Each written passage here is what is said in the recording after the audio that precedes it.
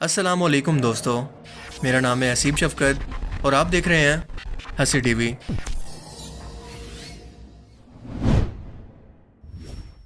हिंदुस्तान में हिंदू मुस्लिम के social fabric को तोड़कर मुसलमानों के खिलाफ नफरत फैलाने वाली फिल्मों का सिलसिला अभी तक रुका नहीं है और एक के बाद एक ऐसी प्रोपेगेंडा फिल्में हमें देखने को मिल रही हैं जिनके अंदर हकीकत और इस्लामिक कॉन्सेप्ट को तोड़ मरोड़ कर जानबूझकर हिंदुओं और गैर मुस्लिमों के दिल में मुसलमानों के खिलाफ नफरत को बढ़ाकर इससे प्रॉफिट कमाया जा रहा है।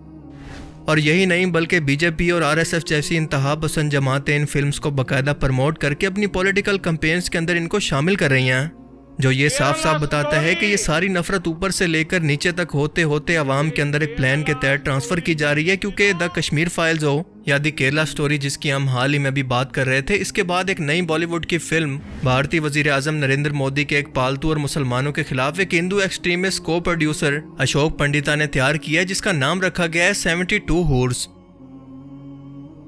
इसका टीजर भी रिलीज कर दिया गया और इतने बोंडे अंदाज के अंदर के आप भी सर पकड़ कर बैठ जाएंगे कि जल्दी जल्दी में ये खुद भी इतनी बोंगियां मार बैठे हैं कि खुद भी अकेले बैठकर सोच रहे होंगे। ये तो टट्टी है। इस फिल्म को 7 जुलाई को रिलीज करने का बताया जा रहा है, जिससे पहले इसका ट्रेलर भी सामने आएगा। और फिल्म के टीजर के अंदर हम देखते हैं कि एक आवाज आती है कि एक शख्स जो कि मुसलमान दहशतगर्द है अपने लोगों से कहता है कि तुमने जो जहाद का रास्ता चुना है वो तुम्हें सीधा जन्नत के अंदर लेकर जाएगा, जहाँ पर तुम्हें 72 हूरें मिलेंगी, वही तुम्हारी हमेशा की जिंदगी है। तुमने जो जहाद का रास्ता चुना है वो रास्ता तुम लोगों को सीधा जन्नत में लेकर जाएगा। अब यहाँ पर 2 कॉन्सेप्ट को टारगेट किया गया है, एक है जहाद और दूसरा जन्नत की 70 हूरें या 72। जिहाद पर तो ये लोग पहले ही शुरू से गलत रंग देकर अपनी फिल्म्स के अंदर इसे दहशतगर्दी से जोड़ चुके हैं। हालांकि जिहाद किसी बेगुनाह शख्स को कत्ल करने का नाम नहीं, बल्कि अगर कोई शख्स आपके साथ ज्यादती करे, आपको दबाने और आपके घर पर कब्जा करने की कोशिश करे, आपकी इज्जत पर हाथ डाले, ये तब जाकर आप पर फर्ज होता है। वरना जिहाद के और बहुत सारे हिस्से हैं, मसलन कलम के जरिए और अपने नफ्स से, जो कि जिहाद अकबर यानी सबसे बड़ा जिहाद है।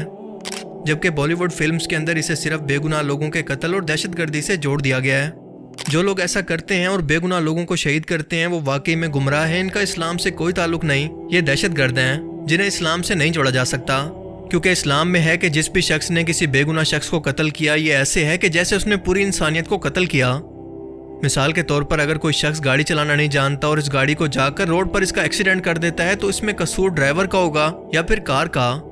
बिल्कुल इसी तरह से अगर कोई शख्स जिहाद का मतलब नहीं समझ पाता, इस्लाम की तालीमात के खिलाफ जाकर कोई भी काम करता है, तो क्या इस शख्स का इस्लाम से कोई ताल्लुक है? क्या इसमें इस्लाम की तालीमात का कसूर है या फिर सिर्फ इस शख्स का? जबकि दूसरा कॉन्सेप्ट है 72 हूरों का। देखें, अल्लाह ने इंसान को दुनिया में सब्र करने के बदले कि वो अल्लाह के हुक्म के मुताबिक चले, हर हराम काम से खुद को रोके, दुनिया की अट्रैक्ट करने वाली चीज़ों के फितने से खुद को बचाएगा, तो इसे जन्नत का वादा किया गया और वहाँ पर हमेशा की नेमत, जिस चीज़ की भी वो ख्वाहिश करेगा इसकी फितरत के मुताबिक पूरी होगी। मिसाल के तौर पर एक इंसान दुनिया में शराब से खुद को बचाता रहा तो उसके लिए जन्नत के अंदर शराब और दूध की नहरें होंगी। जो मौसीकी से बचा रहा इसके लिए जन्नत की मौसीकी होगी और जो फाशी से बचा रहा इसके लिए हूरें, इंतहाई खूबसूरत लड़कियों को इनकी बीवी बनाने का वादा किया गया है। जन्नत में इंसान जो खाना चाहेगा वही उसके सामने हाजिर हो जाएगा, इसकी खिदमत के लिए गुलाम होंगे। कम से कम दर्जे के जन्नती की ज़मीन से 10 गुना बड़ी अपनी सल्तनत होगी। इसके अलावा भी बेशुमार नेमतें इनके लिए मौजूद होंगी। अब इतनी सारी नेमतों को छोड़कर अगर कोई गैर मुस्लिम सिर्फ हूरों को निकाल कर कहे कि इनके लालच के अंदर मुसलमान दहशतगर्दी करते हैं और लोगों को मारते हैं, तो ये कितनी बड़ी मुनाफकत होगी। 72 हूरों का जिक्र कुरान करीम में नहीं बल्कि हदीस मुबारका के अंदर मौजूद है कि रसूलुल्लाह सल्लल्लाहु अलैहि वसल्लम का फरमान है कि शहीद को मरने के बाद इनाम के तौर पर 72 हूरें दी जाएंगी, जिन्हें इससे पहले ना तो किसी जिन ने छुआ और ना किसी इंसान ने। ये 72 हूरें हर शख्स के लिए नहीं बल्कि हदीस मुबारका से साबित है कि हर शख्स को सिर्फ 2 हूरें निकाह में दी जाएंगी, मगर शहीद को 70 गुना बढ़ाकर, क्योंकि इसने अल्लाह की राह के अंदर अपनी सबसे कीमती चीज अपनी जान तक को पेश कर दिया अगर वो वाकई हक पर था। ये हूरें इतनी खूबसूरत और ट्रांसपेरेंट होंगी कि इनके जिस्म के गोश्त और हड्डियों को अलग अलग देखा जा सकेगा और अगर कोई हूर दुनिया के अंदर आ जाए तो इसकी खुशबू और नूर से जमीन और आसमान कवर हो जाएंगे। एक और हदीस में है कि जो शख्स बदला लेने की ताकत के बावजूद अपने गुस्से पर काबू रखे तो अल्लाह क़यामत के दिन इसके बदले में इसको बुलाकर इसकी मर्जी और इसकी पसंद की हूर से इसका निकाह फरमाएगा। जबकि इस शख्स की दुनिया की बीवी इन तमाम हूरों की सरदार होगी और अगर वो चाहे तो दुनिया के अपने शोहर के साथ भी रह सकती है और अगर चाहे तो उसे छोड़ भी सकती है, ये उसकी मर्जी होगी। جنت میں کیونکہ جسمانی اور تمام روحانی بیماریاں ختم ہو جائیں گی، لہٰذا کوئی بھی حور یا بیوی کسی دوسری سے حسد یا نفرت اپنے دل میں نہیں رکھے گی۔ لیکن اگر جینڈر ایکویلٹی کے نام پر آج کے یورپ کی عورت یہ سوال کرے کہ اسے بھی ایکویلٹی کے نام پر 72 مرد چاہیے، تو یہ سوال ایک باحیا عورت تو کبھی نہیں کر سکتی۔ ایون کہ جینڈر ایکویلٹی تو دنیا کے اندر بھی عورتوں کو قدرتی طور پر نہیں ملی، کیونکہ مرد جسمانی طور پر مضبوط رہتے ہوئے ایک سے زیادہ شادیاں کر سکتے ہیں۔ جنت کی عورتوں کے بارے میں یہ کہا گیا ہے کہ وہ باحیا ہوں گی، تو اگر کوئی عورت یہ سوال کرے کہ اسے بھی جنت کے اندر 72 مرد چاہیے، تو وہ تو باحیا ہو ہی نہیں سکتی، لہٰذا وہ جنت کے اندر تو جا ہی نہیں سکتی۔ تو جو عورت جنت کے اندر جا ہی نہیں سکتی تو اس کو کیا فرق پڑتا ہے کہ جنت کے اندر اس کو کیا ملے گا یا کیا نہیں ملے گا؟ اس کا یہ سوال کرنا تو بنتا ہی نہیں ہے۔ لیکن خوشخبری یہ ہے کہ عورتوں کو مردوں سے بھی بڑھ کر جنت کے اندر بہت کچھ ملے گا، جس کا ذکر حدیث مبارکہ کے اندر کچھ اس طرح سے بیان ہوتا ہے کہ حضرت عائشہ سے روایت ہے کہ رسول اللہ صلی اللہ علیہ وسلم نے فرمایا کہ عورتوں کو اللہ تعالیٰ جنت کے اندر ایسی نعمتیں عطا کرے گا جس کا نہ کبھی انہوں نے تصور کیا اور نہ کبھی ان کی آنکھوں نے دیکھا، لہٰذا ہمیں نہیں پتا کہ وہ کیا ہے، جنت میں جا کر ہی پتا چلے گا۔ خیر، اس فلم کے اندر اسی 72 حوروں کے کانسیپٹ کو بنیاد بنا کر پروپیگنڈا کیا گیا ہے کہ مسلمان ان حوروں کے چکر کے اندر برین واش ہو کر دہشت گردی کرتے ہیں۔ ٹیزر میں اسامہ بن لادن، اجمل قصاب، مسعود اظہر اور حافظ سعید وغیرہ کا ریفرنس دیا گیا ہے کہ یہ لوگ اسی چیز سے اپنے مجاہدین کا برین واش کیا کرتے تھے۔ ان کا مقصد یہ سب دکھانے کا یہ ہے کہ ہندوستان کے اندر جو ہندو تیزی سے مسلمان ہو رہے ہیں، اسلام سے متاثر ہو رہے ہیں، وہ ان سب چیزوں کو دیکھ کر اسلام سے بدزن ہو جائیں، کیونکہ وہ خود تو اسلام کے بارے میں بالکل کچھ جانتے ہی نہیں ہیں اور نہ ہی ریسرچ کرتے ہیں، تو ان کے دماغ کے اندر اسلام کا جو بھی کانسیپٹ یہ لوگ بٹھائیں گے وہ اسی کو بنا پڑھے سچ مان لیں گے۔ لہٰذا ان کے دماغ میں خود سے اسلام کے خلاف ایسے نفرت انگیز کانسیپٹ بٹھا دو کہ وہ اسلام سے بدزن ہو جائیں اور جہالت کی موت مر جائیں۔ اور یہی وجہ ہے کہ اس فلم کے ٹاپک کو لے کر انڈین نیوز چینل اس پر باقاعدہ ایک پرائم ٹائم ڈیبیٹ بھی کروا رہے ہیں کہ بھارت کا سب سے بڑا مسئلہ ہی شاید یہی ہے۔ ان کے ملک کے اندر مہنگائی، کرپشن اور ہنگاموں کو چھوڑ کر سب سے بڑا مسئلہ ہی یہی ہے۔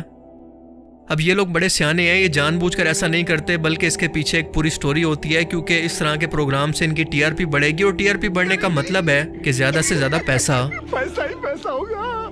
دوسرا، اس فلم کی سستے کے اندر پروموشن ہوگی، اور تیسرا، مسلمانوں کے خلاف نفرت پھیلانے کا کام حقائق کو توڑ مروڑ کر پیش کیا جائے گا۔ یہ صاف صاف اسلام کی تعلیمات کو ٹارگٹ کر رہے ہیں، جبکہ ان کے ملک کے مسائل اتنے ہیں کہ لوگوں کی حالت غربت سے بدتر ہوتی جا رہی ہے، مہنگائی ہے، کرپشن ہے، پر نہیں، بھارت کا سب سے بڑا مسئلہ تو یہی ہے، بس دن رات ہندو مسلم۔ اس فلم ڈائریکٹر کا کہنا ہے کہ کیا ہوگا کہ اگر مسلمان کو پتہ چلے کہ مرنے کے بعد کسی حور کا وجود تھا ہی نہیں، بلکہ یہ ایک بری موت مرا جیسے ایک دہشت گرد کی ہوتی ہے۔